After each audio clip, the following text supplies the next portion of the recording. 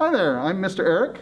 Welcome to our latest online story time, which is kind of like a regular story time, except you're not at the library. You are staring at a screen, which I wish I could see you guys. I wish we were all in the same room together. On the other hand, usually when you come to story time, you have to put on shoes and maybe put on a jacket and travel all the way to the library, sit on the floor, probably not eating any snacks or anything. Whereas now, I'm here doing my thing, but you might be fully dressed in library clothes, or you might just be in your pajamas. You might be barefoot.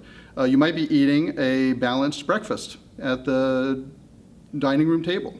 You might be eating a piece of cold pizza off a Frisbee while you stand over the sink in the kitchen. You could be doing any of those things, and that is what I call modern technology. So thank you for joining me for this story time. Because it's a story time, I am going to tell you a story. I'm legally required to deliver one story-shaped item to you, the consumer. And our story today, because today's story time is all about bugs. I hope you like bugs and insects and creepy crawlies, worms, spiders, all those things. Our story is about a gnat. And I don't know if you know what a gnat looks like. I'm going to draw a picture of a gnat for you, so watch carefully. This may take a while. That's our gnat, right there. Gnats are very small. In fact, gnats are probably even smaller than that. But the story's not just about a gnat. The gnat has a friend in the story. And the gnat's friend in the story is a gnu. Has anyone ever, do you know what a gnu is? Have you seen a gnu before today? It's basically kind of like a wildebeest. Does anyone know? Anyone? It's like an antelope. Basically, it's 4 legs, 2 horns. You'll never fit it in your refrigerator, so don't even try. It's a recipe for disappointment. But in our story, the gnu and the gnat have almost nothing in common. The one thing they have in common is that they both have a G in their name, and they both do not say the G in their name. It's a silent G. That means you say all the other letters in their name, gnu and gnat, but you don't say the G. But the gnu in our story is a very unusual gnu for a lot of reasons. You're about to find out. One thing that's unusual about her is that she pronounces the G in her name. She calls herself gnu. And since she says gnu, I'm going to say gnu, because if that's what she wants to be called, that's what we should call her. That just makes sense. But the thing is, I'm not actually used to saying silent letters. It's not something I'm accustomed to. It might throw me off a little bit. I might say some other words kind of funny. If that happens, feel free to signal me, catch my eye, wave at me or something like that. I'll try to get back on track. So this story is going to start with the gnu, and there's something you should know about this gnu. There were 3 things that she absolutely loved to do. She loved to knit sweaters. She loved to tell Canuck jokes. I see some people waving. Hi, very friendly, thank you. And most of all, she loved to eat the sweet, sweet grasses that grew in the plains not far from where she lived. Another thing about this gnu, she had 0 friends. None. Not a single one. But you know what? She never thought she needed any. So that's okay. And for that reason, she was out one day walking by herself, naturally, near her house, and she thought she could notice the most delicious looking patch of sweet grass not far from there. In fact, it was just on the other side of a large, old, gnarly, 2-trunked tree. Now, the next thing the gnu did, she did not go to one side of the tree, nor did she go to the other side of the tree. Instead, she nudged her giant head right through the narrow space in the middle of that giant 2-trunked tree, and she, needless to say, got stuck. She didn't know any better. It happens. Here's the other thing. There was nobody else around on the plane that morning. Nobody who could help her out, except for one, I think you've seen this character before, little, yeah, you recognize her, gnat. Gnus and gnats don't typically get along. Gnus think gnats are pesky, noisy, they fly around their ears, they never close the cupboards in the kitchen, they very rarely clean up their rooms. It's a whole thing between gnus and gnats. They're not buddies. But the gnat was the only one around, and the GNU looked at the gnat. The gnat said, "What's going on?" So the GNU shrugged and said, "I'm stuck." It's true. The GNU would have preferred that the gnat were something big and strong and powerful, like an elephant or a crocodile or a rhino or T-Rex or a 1975 Cadillac Fleetwood with a 2.8-liter V8 engine. The GNU was also a little bit of a car gnat. But it wasn't any of those things. It was just a little gnat. So the GNU said, "I don't suppose you could help me in any way." And the gnat said, "I sure can." The GNU didn't think so. The GNU had a negative attitude. But the gnat backed up, flew at the tree as fast as the gnat could, and pushed. And you'll never believe it. The tree did not move at all. Not even a gnatometer. It's a gnat. Don't be naive. So then the gnat flew away. And the GNU was like, "Well, that went pretty much as I expected." But the gnat came back with 9 of her closest friends. And together they all pushed the tree. It did not move yet again. It didn't even budge. The gnat went away, came back with 19 of her closest friends and family. Together they pushed and they pushed. Nothing. Came back with 99 of her closest friends and family and neighbors. And they pushed, and they pushed, and they pushed. Nope. The gnat came back with 999 of her closest friends, families, neighbors, and acquaintances. And they pushed, and they pushed. 9,000 of her closest friends, family, neighbors, acquaintances, and distant relatives all came together and pushed, and pushed. Yet, not a single thing. She came back with 9 million gnats, every gnat she could find. Together, with all their strength, they pushed, and they pushed, and they pushed, and the tree budged. Just a little bit, just like that much. And the gnats celebrated. They said, "Hooray! Look what we did! Look what we're capable of when we work together!" They danced and they sang and they ordered in a pizza. And the GNU was like, guys, because the GNU, of course, was still stuck in the tree. The GNU was getting tired and hot and itchy and getting a really bad crick in her connect. So the gnat thought, and the gnat left again. And the gnat was gone for quite a while this time, because the gnat had to make some phone calls, and it had to send some emails, and it had to reach out to some old classmates on Facebook. But then when the gnat came back, it was with a huge cloud of 9 billion gnats all together, all heading for the tree at a rapid velocity, as strong as they could go, and they came at the tree, and they pushed the tree, and the tree did not budge. The tree split apart and fell to the ground. And out popped the head of one very surprised, very grateful, and frankly very impressed GNU. The GNU ran up to the gnat and said, "I can't believe it. I did not think you were capable of that." And the gnat said, "I wasn't capable of that.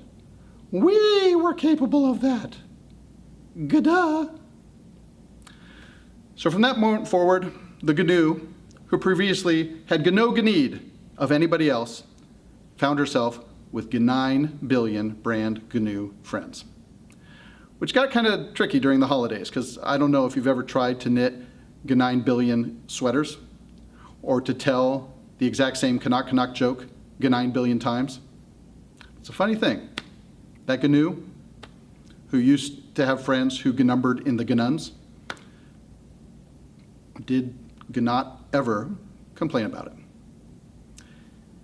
And that's how it turned out to be a happy ending for everybody involved,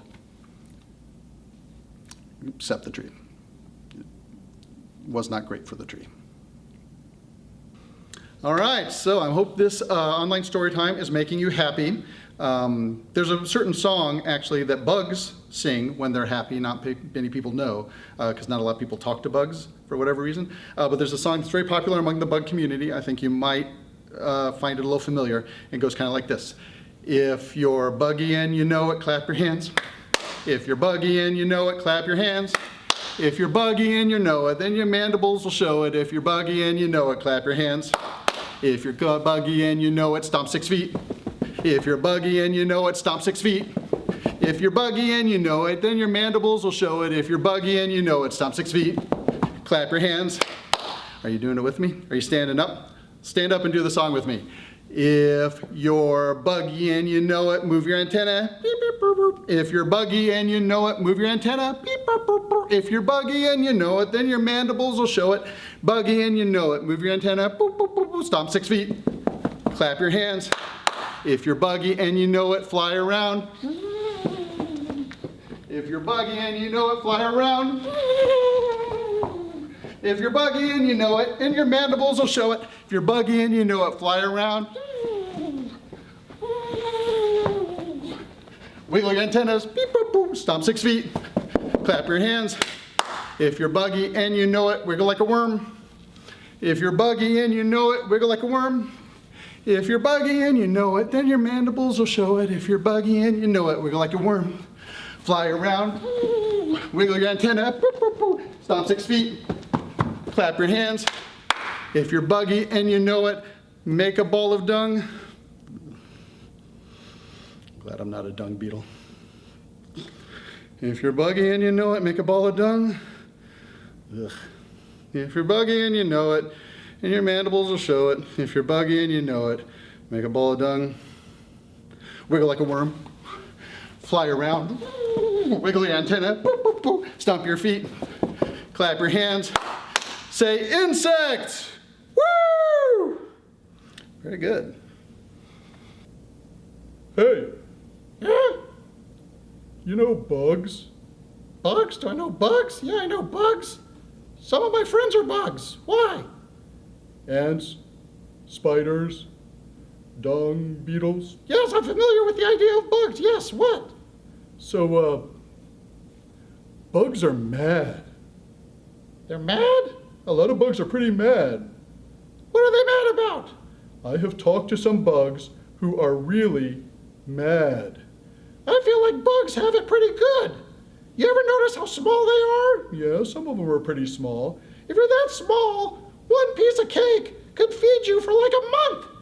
One banana is a big family dinner. Plus, they're cute. Nobody ever calls me cute. I think you're very cute. Oh, thanks, you too. So anyway, what are bugs mad about? Some bugs are mad about getting stepped on. Oh, yeah, I can see that. The ones I've talked to, they don't like getting stepped on. Well, who would? Some of them are talking about doing something about it. Like what? Taking a stand on their 6 or more legs. And then what? They'll let everyone know about their problem. Oh, I hope they're not annoying about it. Annoying? You know how bugs can be. Oh, buzz, buzz, buzz. Nee, nee, nee. Meh, meh. I don't think those are bug noises. You know what I'm saying? They're annoying sometimes. Some people think the noises orangutans make are annoying. My point is, people are stepping on bugs. Well, according to you, I haven't seen it. It's definitely happening. I mean, stuff happens sometimes. How would you feel if someone stepped on you? Oh, no, that would be bad. Then we would have to do something about that for sure. But that would have to be a pretty big shoe. Seems unlikely. Well, that's how they feel too. But isn't it their fault sometimes? What? I know it may not be entomologically correct to say. How is it ever their fault? You know, they're just out there in the middle of the sidewalk, all small.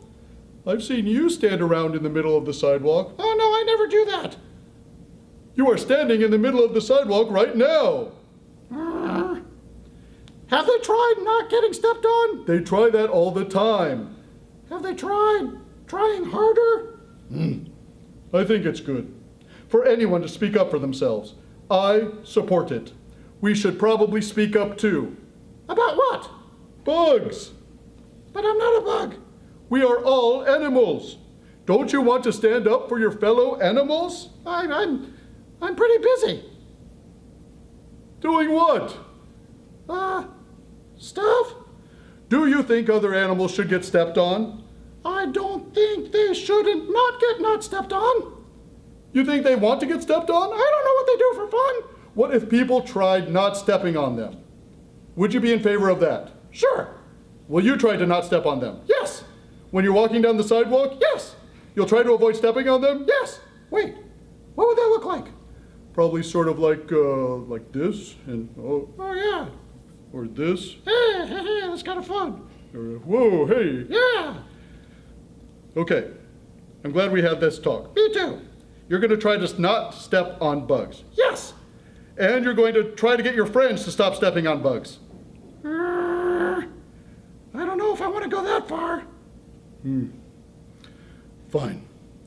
Oh, by the way, Huh? look out. What? Ah! That was unlikely.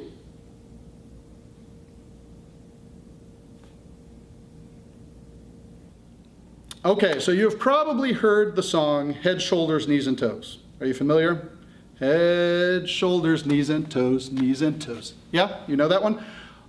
You might be surprised to know that Head, Shoulders, Knees, and Toes gets sung all over the place by all different groups, but they all sing it a little bit differently. And since we're talking about bugs today, I thought you might be interested to know how flies sing the Head, Shoulders, Knees, and Toes song, because it's a little bit different. A little bit different. At least familiar, but it's a little bit different. Hang on, let me get in character.